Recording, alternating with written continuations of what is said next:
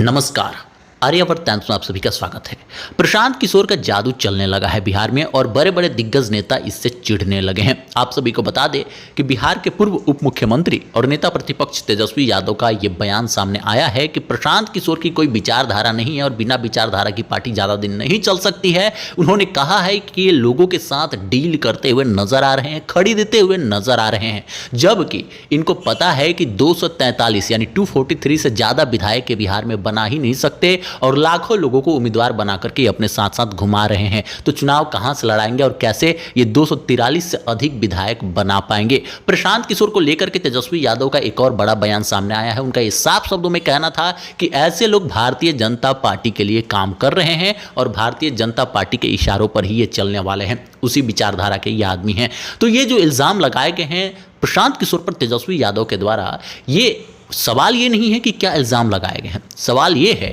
कि जिस प्रशांत किशोर को लोग इग्नोर करते हुए नजर आ रहे थे, अब उन पर प्रतिक्रिया देते हुए नजर आ रहे और उनके स्ट्रैटेजी को ये कहते हुए नजर आ रहे हैं कि लाखों लोगों को उन्होंने अपने साथ लुभाया है, अपने साथ जोड़ लिया है। इसे साफ समझ आ रहा है, ये बिहार के लिए एक शुभ संकेत भी है कि नई पार्टी, चूंकि लोकतंत्र के लिए बहुत ही खूबसूरत चीज़ है कि नई पार्टियों का भी प्रभाव बिहार में दिखने लगा है, जिससे समझ आ रहा है कि जो जातिगत राजनीति बिहार में होती रही है और जाति आधारित वोटिंग जो होती रही है, अब वो धीरे धीरे कम होता हुआ नजर आ रहा है। और अब समझ आ रहा है कि अधिक से अधिक पार्टियों का जब उदय होगा बिहार में तो लोग काम करने पे मजबूर हो जाएंगे।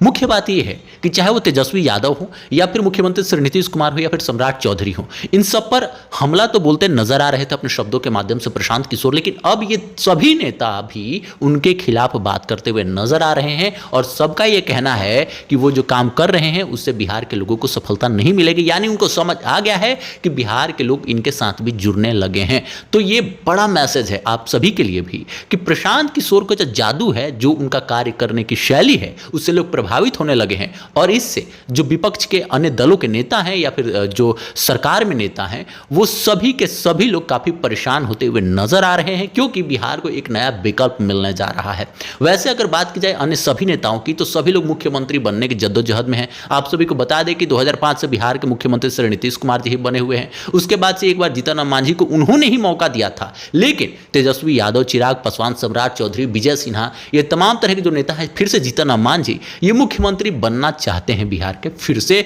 और बिहार को चाहे वो जिस लिए यूज करना चाहते हैं, मुख्यमंत्री बनकर बिहार का विकास करना चाहते हैं या फिर सत्ता में आना चाहते हैं, चाहे जो भी कारण हो, लेकिन काफी तेजी से अपने ऊपर काम कर रहे हैं, अपनी पार्टी के लिए काम कर रहे हैं, पार्टी को मजबूत बनाने के लिए काम कर रहे हैं, जनता को प्रभावित करने के लिए, जनता को इंप्रेस करने के लिए बहुत सारे वादे, बहुत सारी बातें कर रहे हैं, अलग अलग छवि को प्रेजेंट कर रहे हैं कि मैं इस तरीके का नेता हूं, मैं ईमानदार हूं, तरह तरह की बातें की जा रही है। लेकिन प्रशांत किशोर नई पार्टी बना करके जन स्वराज पदयात्रा करने के बाद 2 अक्टूबर को भी पार्टी बनने वाली है, उससे पहले ही लोग इतने प्रभावित होने लगे कि ये नेता विचलित होने लगे, उनकी बातों को काटने लगे और उन पर बयान बड़े बड़े तीखे देने लगे, उन पर इल्जाम लगाने लगे। तो इससे साफ समझ आ रहा है कि प्रशांत किशोर ने कहीं ना कहीं प्रभावित जरूर किया है। और इससे भी बड़ा सवाल है कि बिहार की जनता अब जागरूक होने लगी है, जो कुछ पार्टियों तक सिमट करके नहीं रहने वाली है, ये स्वयं के लिए भी अब जीना चाहती है, काम करना चाहती है, वोटिंग करना चाहती है, सिर्फ जाति के लिए नहीं, सिर्फ किसी नेता विशेष के लिए, व्यक्ति विशेष के लिए नहीं। लेकिन आपका क्या विचार है कि प्रशांत किशोर की स्ट्रैटेजी बिहार में सफल होती हुई नजर आ रही है?